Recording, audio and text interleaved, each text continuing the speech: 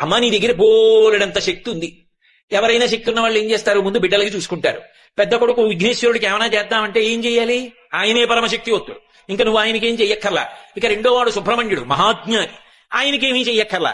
నీ ఆయన మహానుభావు, అమ్ముడిని కలిచేశాడు, ఇంకా ఆయన వివాహం ఎందుకు చేసుకుంటాడు? కానీ అలాంటి వాణ్ణి తపస్సు చేసి ఓంచి మెడలో తాళి కట్టించుకోడు. నీది కదా గొప్పతనం. కాబట్టి నువ్వు శంకరుడికి ఏం చేస్తావు? నీ శక్తితో ఏమీ చెయ్యక్కర్లా, ఆయన మహానుభావుడు. మరి నీ శక్తి అంతా ఏం చేస్తావు? పెద్ద కొడుక్కి నువ్వేం చెయ్యక్కర్లా, రెండో వాడికి చెయ్యక్కర్లా, మీ ఆయనకి చెయ్యక్కర్లా, మీ శక్తిని అంతటిని ఏం చేస్తావు అంటే నన్ను వచ్చి అడగక్క. ఎవడైనా వచ్చి ఆవిడ దగ్గర ఇలా వంగితే చాలట, అప్ప ఒక్కడ దొరికాడు రాని ఇవ్వడానికని ఇచ్చేస్తుంది.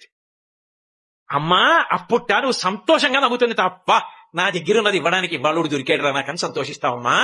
కావలసిందల్లా నీ దగ్గరికి వచ్చి నిటారుగా వెదురు బద్దలా నిలబడ్డం కాదు. ఇలా వంగ సింధు మహానుభావుడు పరమశివుని యొక్క ఇల్లాలివి.